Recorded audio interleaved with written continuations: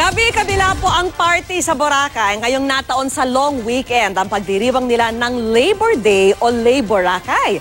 At kasunod ng kasiyahan, tumambad naman ang sangkaterbang basura.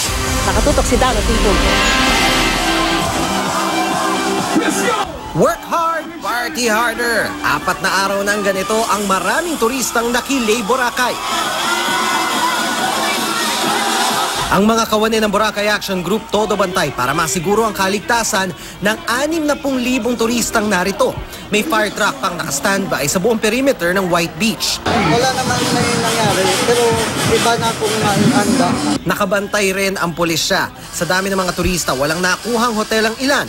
Tulad ng mag-asawang Beverly at Ferdinand na nagpalipas ng magdamag sa tent kasama ang anak na naka-bronze sa palarong pambansa. Gusto namin ma-enjoy yung stay namin dito, bahala na pahirapan, okay lang.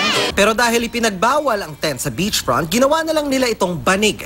Inabutan din naming natutulog ang isang grupo sa Station 2. Pinapangarap namin makapunta dito. So, kasi, opportunity na namin makapunta dito ng libre. Di ba? Sa presinto naman ng bagsak kagabi ng isang lalaki at dalawa niyang kasamahan matapos umano nilang laslasin ang bag ng isang Koreanong turista at tangayin ang kanyang cellphone.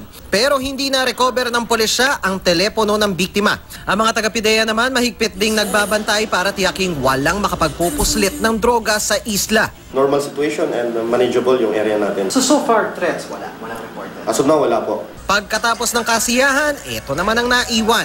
Sangkaterbang basura.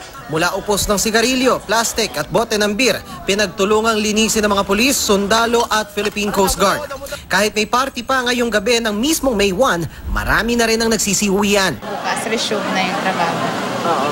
Ano ba, sinubukan niyo bang mag-file ng leave bukas para medyo humaba pa ng konti kahit isang araw yung bakasyon? Naka-force leave na po. Naubos na po kasi Ang alin? yung leave namin. Naubos na. So, Matagal na, so wala na. Absent talaga pag hindi kami bumalik. Mahigpit pa rin ipinatutupad ang one entry, one exit policy sa isla. Mula rito sa isla ng Boracay, Dano Tingkong ko, nakatutok 24 oras.